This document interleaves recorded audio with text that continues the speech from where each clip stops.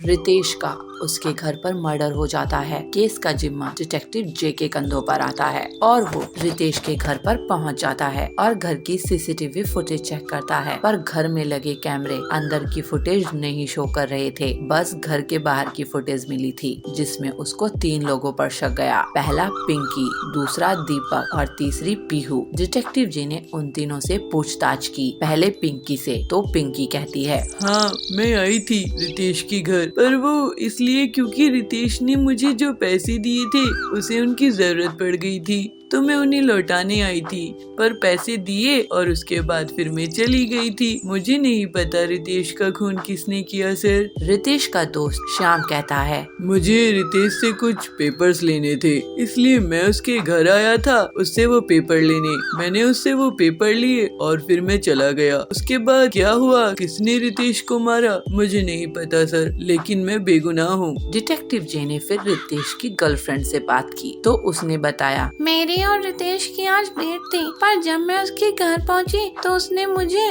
Phone करके मना कर दिया कि आज नहीं आना है। मुझे थोड़ा अटपटा तो लगा था, लेकिन फिर मैं चली गई थी। उसके घर के दरवाजे से ही लौट गई थी। मुझे नहीं पता रितेश का खोज किसने किया सर। तीनों की बात सुनकर डिटेक्टिव जे समझ जाता है कि कौन झूठ बोल रहा है। झूठ रितेश की गर्लफ्रेंड पिंकी बोल रही है। उसने कहा कि वो घर के दरवाजे से ही लौट गई थी, तो अगर ऐसा ही था तो घर के अंदर रितेश के पास 2 ग्लास जूस रखा हुआ था और उसके पास पिंकी के एक कान की इयररिंग भी पड़ी हुई थी जो अभी उसके कान में नहीं है। तो ऐसा कैसे हो सकता है कि वो घर के अंदर आई नहीं और उसकी इयररिंग रितेश के पास पड़ी है। और ये वाली बात की रितेश ने डेट के लिए कैंसिल कर दिया था, वो भी झूठ थी, क्योंकि अगर ऐसा होता तो रितेश 2 ग्लास जूस नहीं मंगवाता और घर के पास आने के बाद रितेश ने उसे मना कर दिया। ये बात भी बहुत अटपटी सी लगती है। डिटेक्टिव जे को इन्हीं सब पर शक होता है और इसी से वो समझ जाता है कि पिंकी झूठ बोल रही है। पिंकी को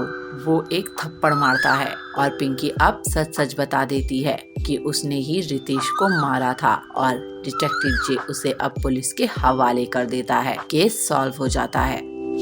पूरे गांव के जंगल में पीलू बबली मैडम के घर में कुकिंग का काम करती थी। पीलू अपनी रसोई में भगवान जगन्नाथ जी की तस्वीर लगा कर रखी थी और हर रोज उन्हें भोग लगाती थी और उसके बाद खाना परोसती थी। बबली मैडम उसकी इस आदत से बहुत खुश थी, लेकिन वो अपने बेटे टिल्लू की आदत से बहुत दुखी रहती थी। देखो ना पीलू, तुमसे मैं इतने स्वादिष्ट व्यंजन बनवाती हूँ, लेकिन ये टिल्लू है कि कुछ भी नहीं खाता है। मैडम जी, आजकल के बच्चे सिर्फ फास्ट फूड खाना पसंद करते हैं, बर्गर, पिज्जा, नूडल्स, लेकिन ये सब खा खा कर देखो वो कैसा मोटा होता जा रहा है और 1 नंबर का आलसी भी। इस उम्र में तो ये लोग फुर्तीले होने चाहिए। आप सब जगन्नाथ जी पर छोड़ दीजिए, उनकी भोग सबको पसंद आता है। टिल्लू मास्टर को भी एक ना एक दिन वो अपना भोग पसंद करवा देंगे।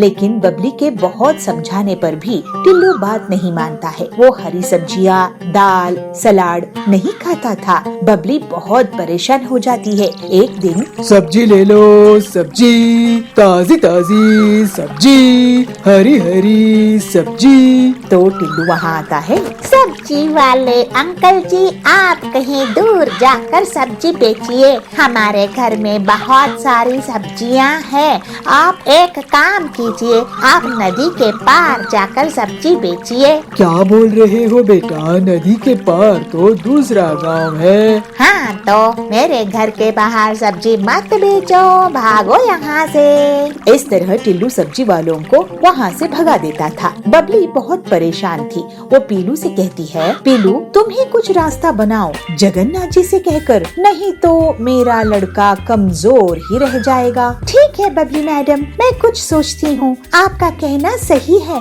ऐसे तो टिल्लू मास्टर की ग्रोथ रुक जाएगी। जगन्नाथ जी कोई न कोई रास्ता जरूर निकालेंगे। फिर पीलू भगवान जगन्नाथ जी से बहुत प्रार्थना करती है, हे भगवान, आप ही मुझे कुछ नया खाना बनाना सिखा दीजिए जिससे टिल्लू का का भी भला हो जाए। पीलू किचन में बहुत मेहनत करती है और तरह तरह की डिशेस बनाती थी। फिर वो बहुत थक जाती थी और सोचने लगती है कि ऐसा क्या खाने की चीज बनाए कि जिसको टिल्लू भी पसंद करता था। अच्छा, टिल्लू आइसक्रीम बहुत पसंद करता है। अगर मैं वेजिटेबल से आइसक्रीम बना सकूं तो बबली मैडम का काम बन जाएगा। उसी रात जगन्नाथ जी पीलू की नींद में दर्शन देते हैं। पीलू, तुम्हारी भक्ति और शुद्ध भावनाएं मुझे बहुत अच्छी लगती है। तुम्हें मैं नए नए पकवान बनाना सिखा दूंगा, तुम चिंता मत करो। हे जगन्नाथ जी, आपकी कृपा से सब कुछ संभव है। जय जगन्नाथ जी। फिर अगले दिन पीलू वेजिटेबल के जूस से और उसके पल्प से एकदम नए तरीके की आइसक्रीम बना देती है और बबली मैडम को एक बार टेस्ट कराकर देखती है। बबली को आइसक्रीम बहुत पसंद आती है। वाह पीलू, ये तो बहुत टेस्टी है, लेकिन इसको टिल्लू को क्यों देना है? वो तो और बिगड़ जाएगा। जगन्नाथ जी की कृपा से मैं ये आइसक्रीम वेजिटेबल से बनाई हूँ मैडम। ये सुनकर बबली बहुत खुश हो जाती है और वो दोनों बिना टिल्लू को बताए उसे पहले वेजिटेबल आइसक्रीम खिलाते हैं और फिर ऐसे ही पीलू अलग अलग इडली, रोल्स और वेजिटेबल से बनी चीज खिलाते जाती है। मम्मी, मुझे अब नूडल्स और फास्ट फूड बिल्कुल भी पसंद नहीं आते। अब तो मुझे पीलू आंटी जी के हाथों का खाना ही अच्छा लगता है। टिल्लू बेटा, तुम तो सुधर गए। असल में पीलू आंटी तुम्हें वेजिटेबल से बनी डिशेस ही खिला रही थी। देखो अब तुम कितने फुर्तीले और ताकतवर और होशियार हो गए हो। अरे वाह, thank you Piloo aunty. Tillu बेटा, आप स्वस्थ रहो, यही हम चाहते हैं, लेकिन ये सब जगन्नाथ जी के कारण ही हो पाया। और इस तरह से पीलू को बबली एक वेजिटेबल्स की आइसक्रीम फैक्ट्री लगा कर दे देती है और पीलू भगवान जगन्नाथ जी की भक्ति करते हुए अपना काम करती रहती है और अपना जीवन बहुत हंसी खुशी बिताने लगती है। सामान्यतः जंगल में तरह तरह के जानवर रहते हैं। उसी जंगल में एक छोटा सा सांप अपना बिल बनाए हुए उसमें वास करता था। वह चूहे, बतख आदि छोटे छोटे जानवरों को खा के अपना दिन गुजारता था। उसका डर बस छोटे जानवरों तक ही सीमित था। धीरे धीरे वह बड़ा होने लगा। अब शरीर भी बढ़ गया तो उसे ज्यादा खाना खाने की आवश्यकता बन पड़ी। इस तरह वो एक दिन में बहुत सारे छोटे छोटे जानवरों को खा जाता था। अरे क्या करूं, जितना भी खाओ पेट नहीं भर रहा है। ऐसे कहते हुए चिड़िया, चूहे, बतख आदि अन्य जानवरों को खाया करता था। उसके बाद अपने बिल में घुस जाता था और सोते रहता था। जंगल के सारे जानवर उससे बहुत परेशान हो गए थे। अरे, इस सांप से कब छुटकारा मिले? मुझे तो घोंसला छोड़ के बाहर जाने की हिम्मत ही नहीं होती। हाँ बहन, मुझे भी ऐसा ही है। मेरे बिल से बाहर निकलूं, बस ये सांप घुस जाता है और बच्चों को खा लेता है। ऐसे जंगल के सारे छोटे जानवर बात करने लगे। जैसे जैसे समय बीतता गया, सांप का शरीर और बड़ा होते गया।